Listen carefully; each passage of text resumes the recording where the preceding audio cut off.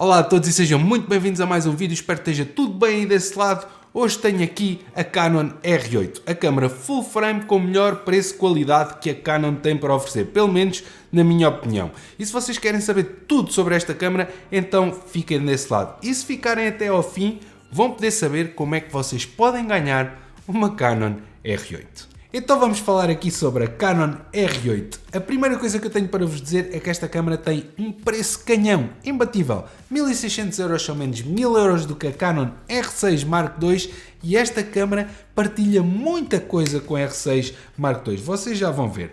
Então, o que é que eu tenho para vos dizer a nível do corpo desta câmera? Este corpo é mais leve do que a R6 Mark II e é também mais compacto. O grip é bom de agarrar, eu gosto deste grip, mas para quem tem mãos um bocadinho maiores que a minha, se calhar já vai sentir algum desconforto. Depois, a nível dos switches, temos aqui do lado direito este switch que nos permite ligar a câmera só com uma mão. E eu acho que isto é muito importante e dá imenso jeito. Eu espero que a Canon continue a pôr o switch do lado direito, porque é uma coisa que dá mesmo muito jeito. Depois aqui, do lado esquerdo, temos um switch entre fotografia e vídeo, que é instantâneo. Nós carregamos no switch e passamos logo entre os dois modos. Outra coisa que é muito importante é o facto de ele se lembrar de todas as definições que nós deixamos, tanto em fotografia como em vídeo. Eu, por exemplo, gosto de ter o shutter sempre a 50 em vídeo e a fotografia em 100, e quando eu mudo entre os dois modos, eu sei que vai começar logo a partir daqueles shutters que eu deixei nas últimas definições. Portanto,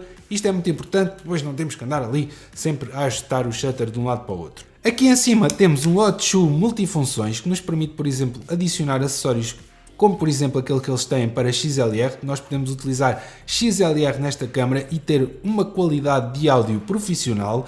Depois temos aqui esta rodinha que nos permite mudar a nossa abertura ou o nosso obturador, e aqui atrás exatamente a mesma coisa. Vocês depois podem selecionar e podem definir como vocês quiserem onde é que querem ter o obturador ou onde é que querem ter a abertura.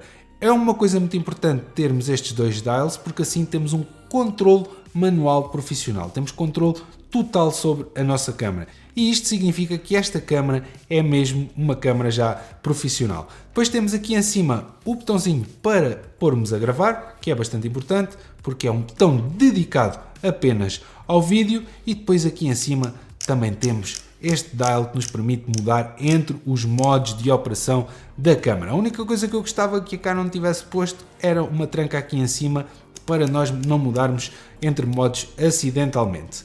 Depois, aqui na parte de trás da câmera, vamos ver que em vez de termos aquele dial tradicional da câmera, temos um pad que nos permite mudar entre as nossas definições no menu.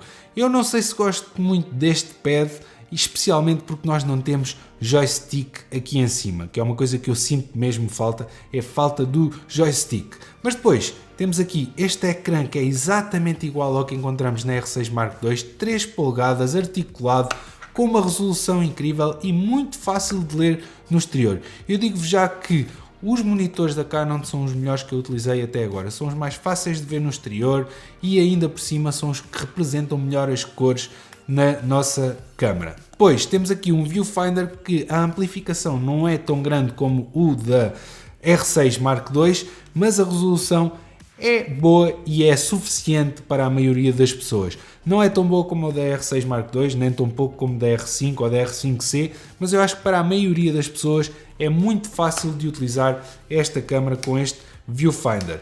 Depois, aqui em baixo temos também o nosso compartimento para a bateria e, como vocês podem ver, temos uma bateria muito mais pequena do que aquela que encontramos na R6 Mark II ou na R5 ou na R6 antiga. Portanto, todas as outras câmaras tinham uma bateria que é aquela que já conhecemos. Esta aqui é mais pequena, por outro lado é mais barata, só que só dá, por exemplo, para 1 hora de gravação. Depois temos aqui este slot para SD, só temos um slot para SD.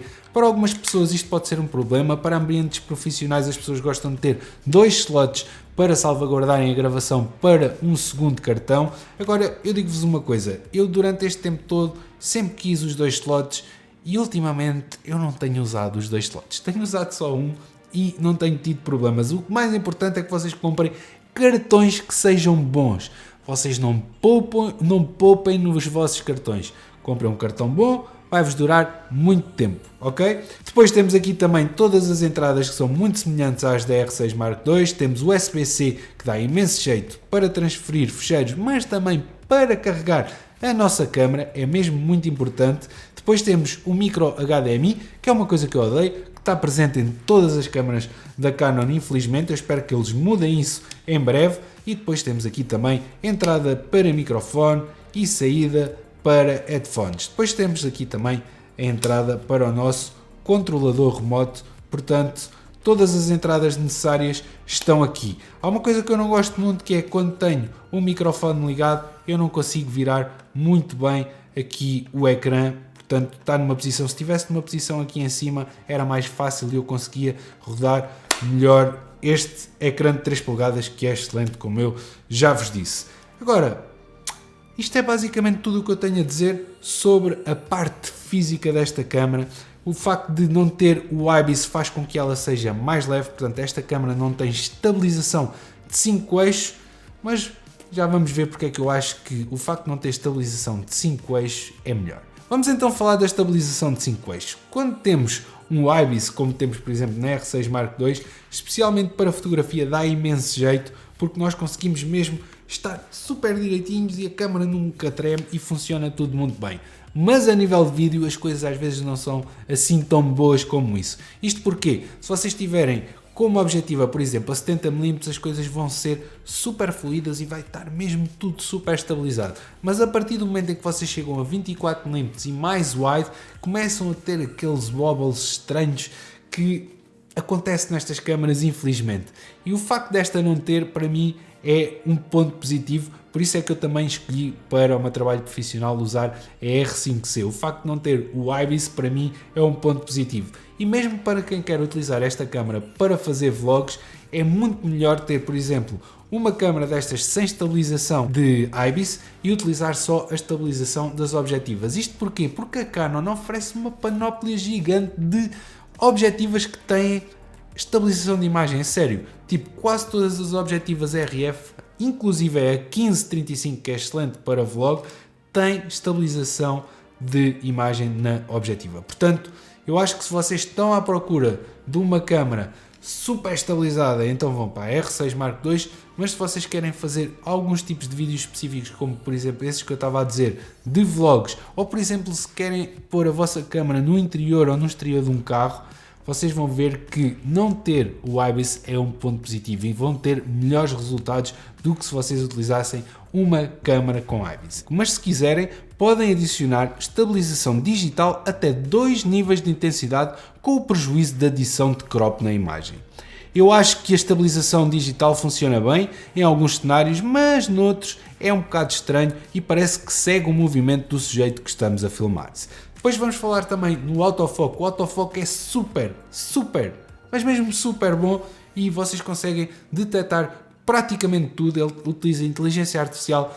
Nós podemos pôr naquela opção de inteligência artificial e auto e ele automaticamente sabe se é uma pessoa, sabe se é um cão, sabe se é um avião e sabe detectar todas essas coisas e normalmente mesmo que nós deixamos tudo em auto, ele é muito bom a decidir qual é que é o sujeito que deve fazer o tracking. Portanto, a nível de autofoco, as coisas estão muito bem esclarecidas aqui com a R8 e funciona tudo muito bem.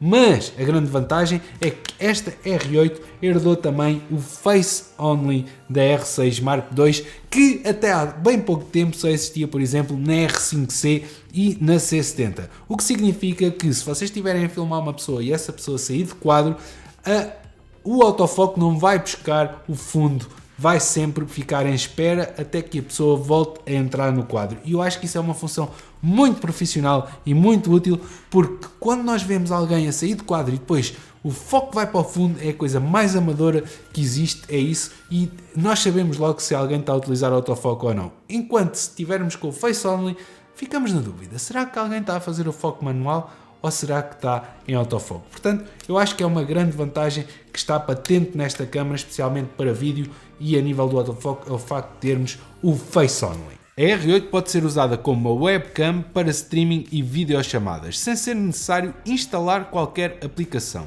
Esta ligação é feita através de USB-C, uma característica que vai agradar os criadores de conteúdos. Para além disso, temos ao nosso dispor uma aplicação para smartphones com ligação Wi-Fi ou Bluetooth, que nos permite controlar a nossa câmera remotamente, assim como transferir imagens em JPEG ou em RAW.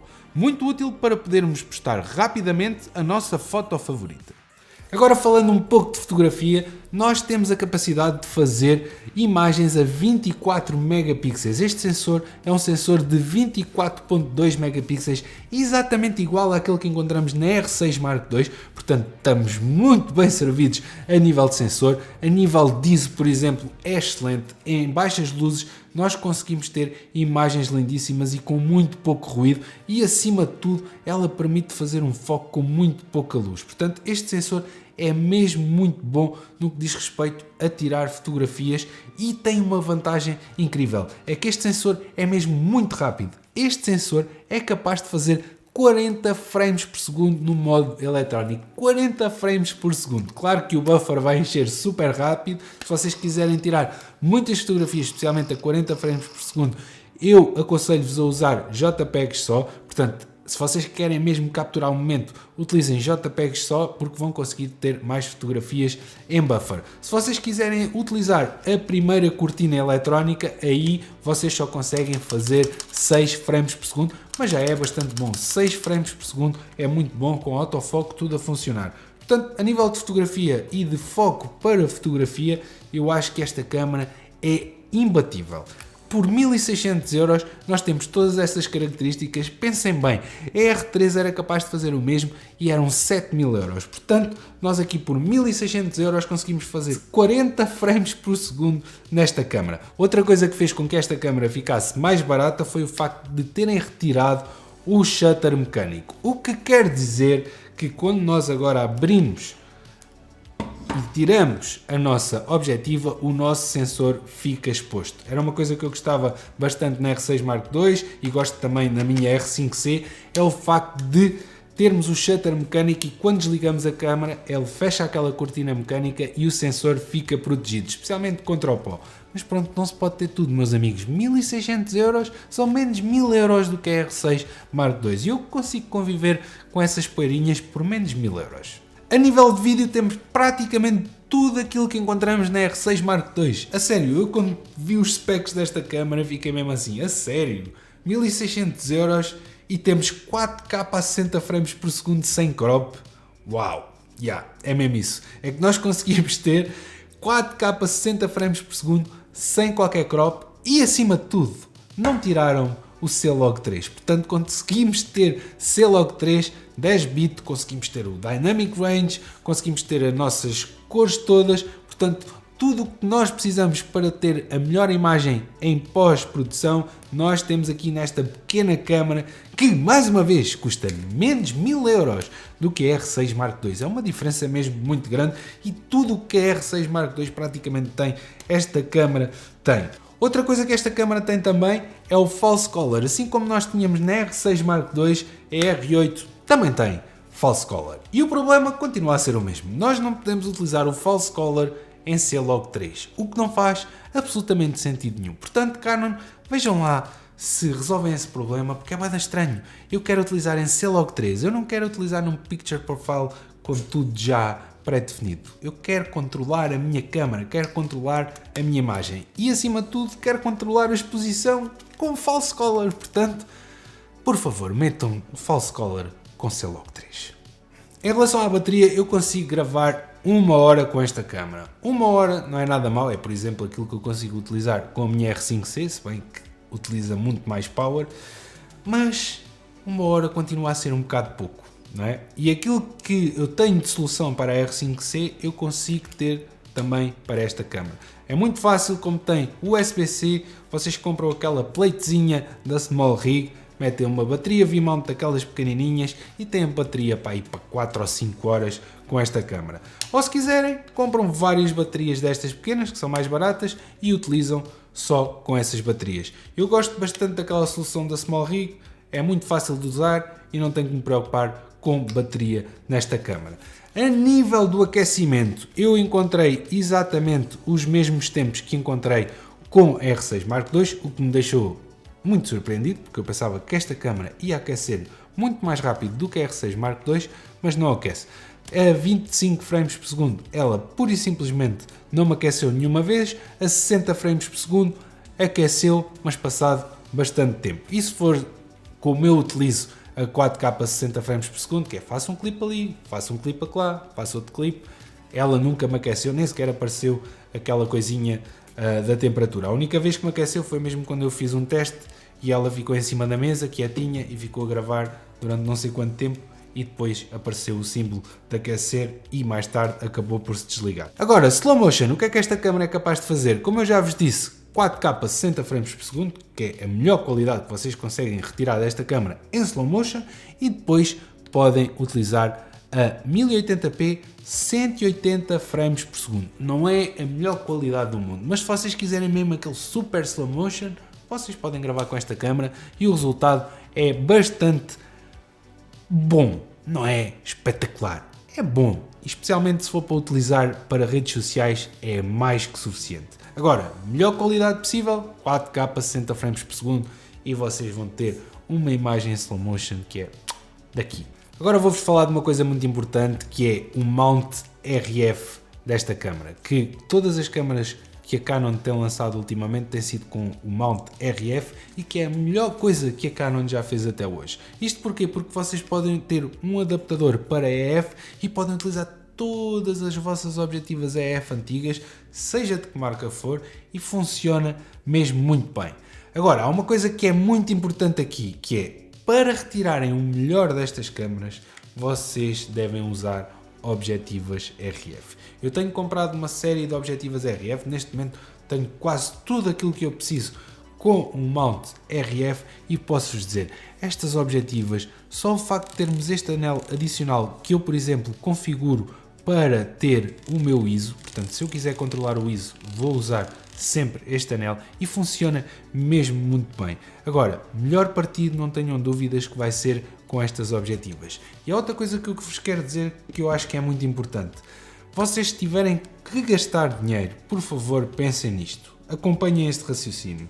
Uma objetiva é sempre melhor investimento do que uma câmara, portanto, mais vale vocês comprarem uma excelente objetiva com uma câmara, por exemplo, como esta R8, do que estarem a gastar muito dinheiro numa câmara, por exemplo, uma R6 Mark II ou uma R5, e depois não terem dinheiro para comprar uma objetiva boa. Isto porquê? Vocês até podem ter uma R5, mas se tiverem uma objetiva de kit, daquelas mais de entrada de gama, vocês não vão conseguir explorar todas as potencialidades que vocês têm daqueles sensores. Portanto, é muito mais importante vocês terem uma objetiva boa, é um investimento muito mais seguro. As câmaras todos os anos vão mudando, todos os anos há uma câmara nova, todos os anos sai uma câmara nova.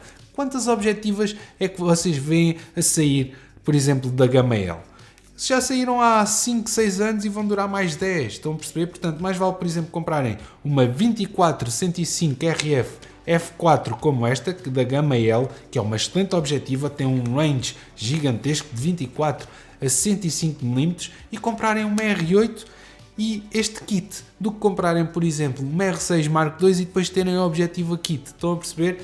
Esta câmera é para isso mesmo, é para vocês pouparem mais dinheiro no vosso kit e poderem ter uma objetiva muito melhor. E vocês vão me agradecer mais tarde, porque uma objetiva boa vai-vos durar imenso tempo. Estamos a chegar ao final deste vídeo e considerações finais sobre a Canon R8.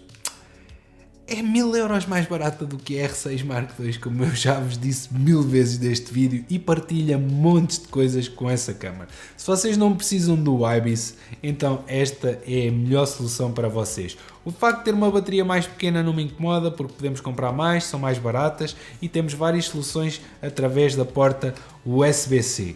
Agora, se vocês precisam do IBIS, se precisam de mais bateria, se querem ter um viewfinder um bocadinho melhor, então vão para a R6 Mark II e podem clicar aqui neste link para ver todo esse vídeo, toda essa review que eu fiz sobre a R6 Mark II. Agora, a nível de qualidade de imagem, vocês não vão notar absolutamente diferença nenhuma entre a R6 Mark II, que custa mais 1000€, e esta R8. Portanto, eu dou mesmo um selo de aprovação máxima a esta câmara. Acho que é uma excelente câmara, provavelmente a melhor câmara preço-qualidade que a Canon já fez até hoje. A sério, eu fiquei mesmo impressionadíssimo com esta câmara e o que ela é capaz de fazer. E agora, se tu queres ganhar uma câmara como esta, então vais aqui abaixo aos comentários e vai haver um concurso para tu poderes ganhar uma Canon R8. Meus amigos, um grande abraço a todos e vemo-nos no próximo vídeo.